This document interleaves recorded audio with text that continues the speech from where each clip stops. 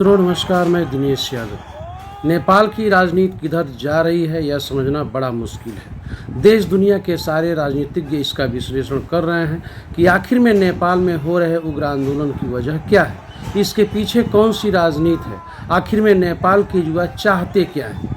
यदि हम उनके उग्र आंदोलन पर ध्यान दें तो अब तक देश के प्रधानमंत्री इस्तीफा दे चुके हैं, वहीं संसद से लेकर के तमाम भवनों पर आग लगाई गई।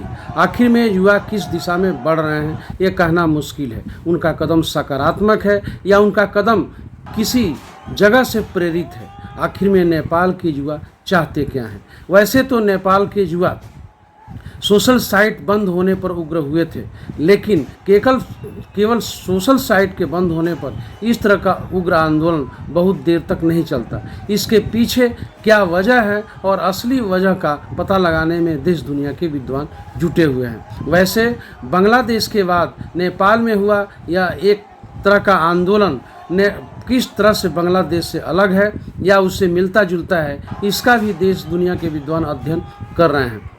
आने वाले दिनों में इस उग्र आंदोलन का दिशा क्या होगा, आखिर में नेपाल के युवा इतने नाराज क्या हैं, आखिर में वो क्या चाहते हैं कि नेपाल में किस तरह का शासन हो। क्या सरकार से वो इतने खिन्न थे उनके भ्रष्टाचार से कि वहाँ इतना बड़ा आंदोलन खड़ा करने की ज़रूरत पड़ गई।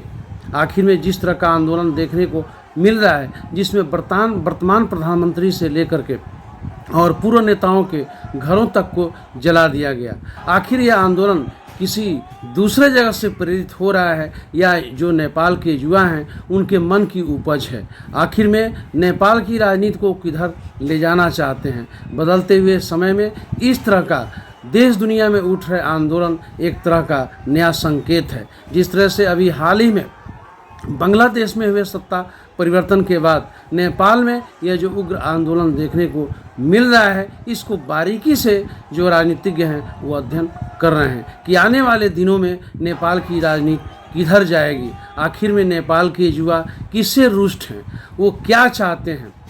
ये आंदोलन एक सोची समझी रणनीति के तहत हो रही है या युवाओं से कराई जा रही है, ये तो अध्ययन के बाद ही पता चलेगा। लेकिन भारत के आसपास के देशों में इस तरह के उग्र आंदोलन आखिर में क्या संकेत दे रहे हैं और आने वाले दिनों में इन आंदोलनों से किस तरह का राजनीति की दिशा होगी, यह तो समय ही बताएगा।